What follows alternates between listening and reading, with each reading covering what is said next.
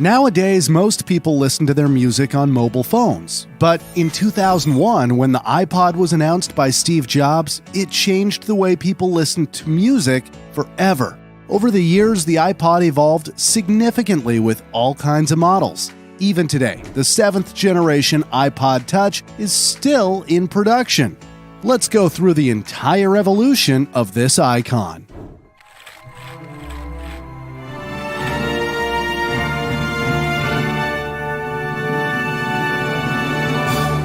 This is the evolution of the iPod. Before the iPod, the only device that came close was the Sony Walkman. The Walkman was very limited due to its size and use of cassettes. On October 23, 2001, the first iPod was released, the iPod Classic. The design of the iPod Classic was entirely different from what the world had ever seen before. It was beautiful, easy to use, and truly portable. It was designed to do one thing and one thing only: play music.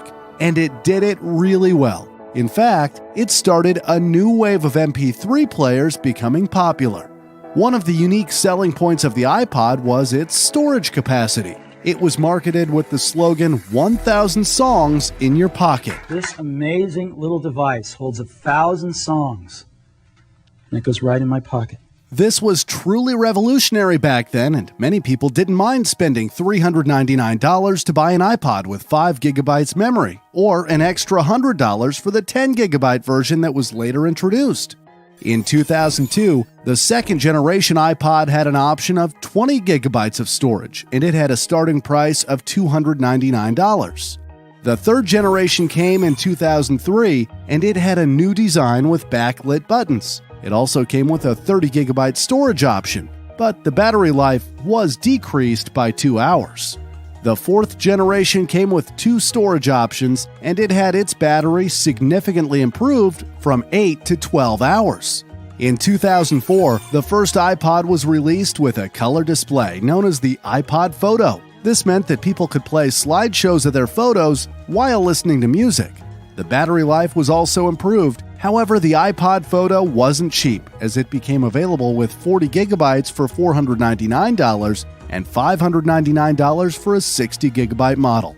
1 year later, in 2005, the 5th generation iPod was released. It had a slightly larger screen, which was great since it was, for the first time ever, able to watch videos. Compared to its predecessor, the battery life was decreased by 1 hour, but it did have a lower starting price of $299. The latest version of the iPod Classic was released in 2007.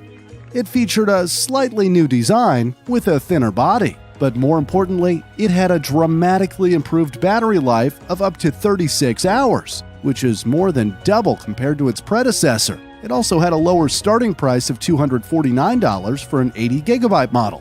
The iPod Classic had a lifespan of 12 years and was discontinued in 2014.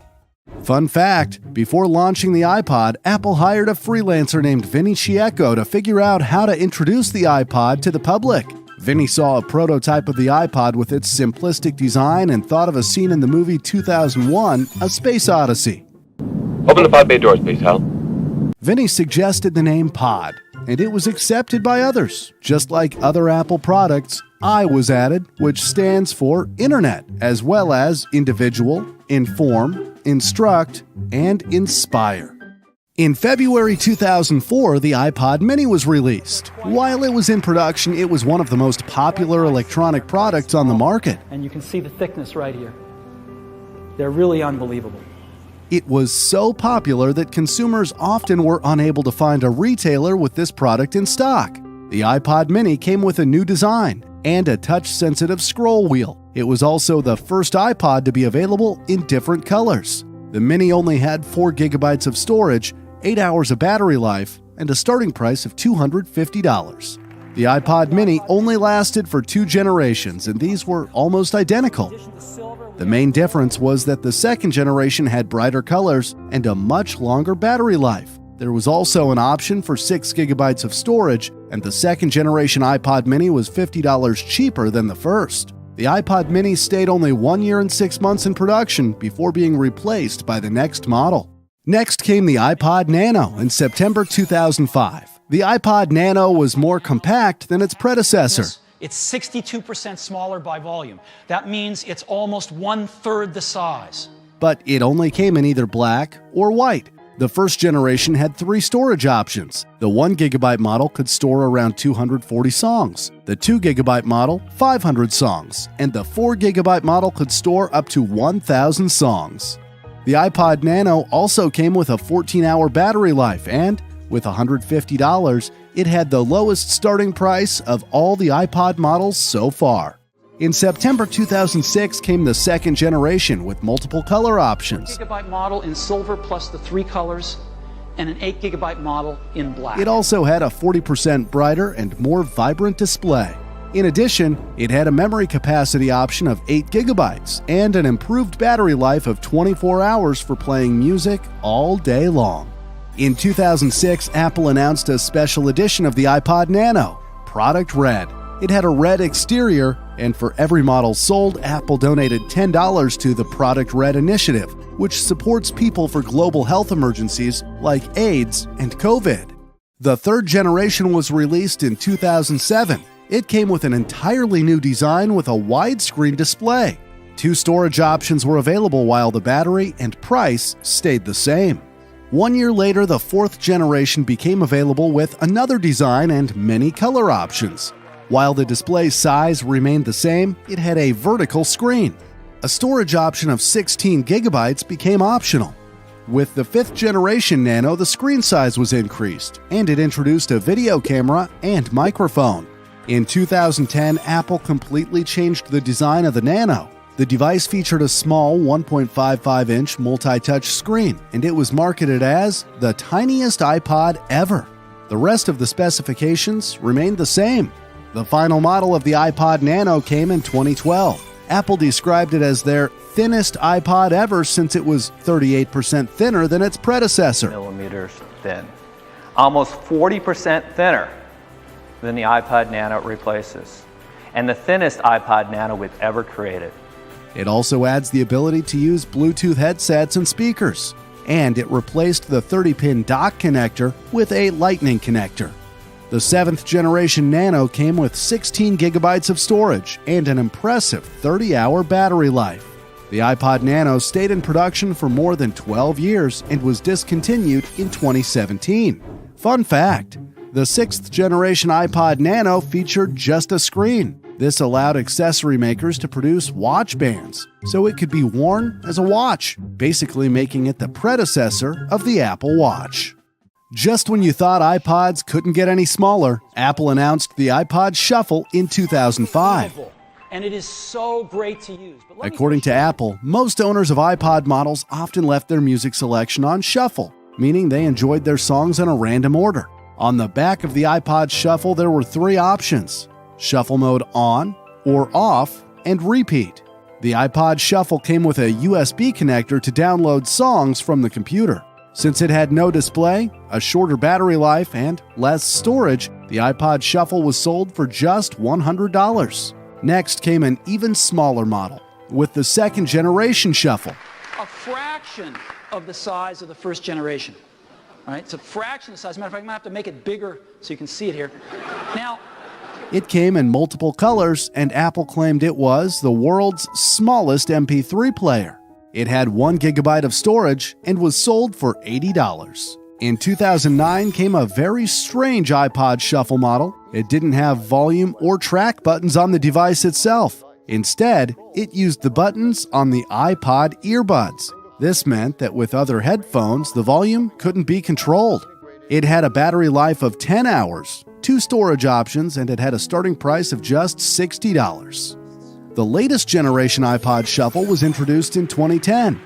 Compared to the 2nd generation model, it had a larger control pad. The battery life was improved, and it had a starting price of $50, making it the cheapest iPod so far. Just like the iPod Nano, the iPod Shuffle stayed in production until 2017.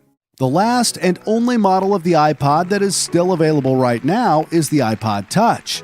It was entirely different than any other iPod model. It was released in September 2007 and had a similar design of the iPhone that Apple released a few months before.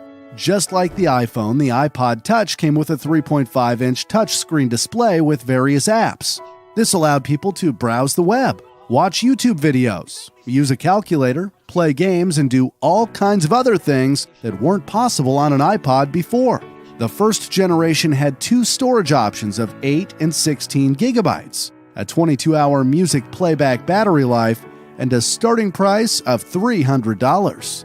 The second generation came with a new design and featured volume buttons. We've integrated volume controls into the side. We think that's going to make a lot of people a little happier. There was also a 32 gigabyte storage option available, and the battery life was significantly improved while it came at a lower starting price. In 2009 came the third generation iPod Touch. It came at a higher starting price, but it did have more storage. The fourth generation came with an entirely different design, similar to that of the iPhone 4. It introduced a front and rear camera, as well as a Retina display. It also used the new Apple A4 chip, making it much faster. The battery life was improved, and it had a base price of $230. The fifth generation iPod Touch, released in 2012, came in multiple colors. The screen was increased to a 4-inch display, and it used a lightning connector for faster charging. The specs were almost similar to its predecessor, and it had a starting price of $300. After 2.5 years, the sixth generation iPod Touch was introduced. It came in colors not seen on an iPod before, and the rear camera was improved to 8 megapixels. A storage option of 128 gigabytes became available, and it had a starting price of $100 less than its predecessor. And finally, the latest iPod Touch that is still in production today is the 7th generation iPod Touch, released in 2019. It comes with an A10 Fusion processor that is much faster and more advanced than any of the previous iPods. For the first time, a 256 gigabyte storage option is available, and it has a starting price of $200. Fun fact, the iPod Touch with all its generations are a massive success.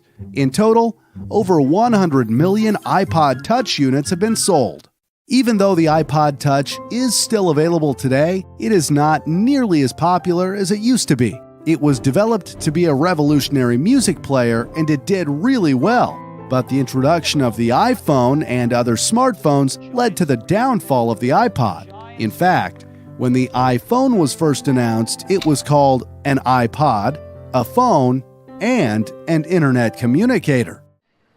A widescreen iPod with touch controls, a revolutionary mobile phone, and a breakthrough internet communications device. An iPod, a phone, and an internet communicator. An iPod, a phone. Are you getting it? These are not 3 separate devices. This is one device. I would highly recommend watching the evolution of the iPhone next if you haven't seen it already. Please leave a like if you enjoyed this video. Thank you.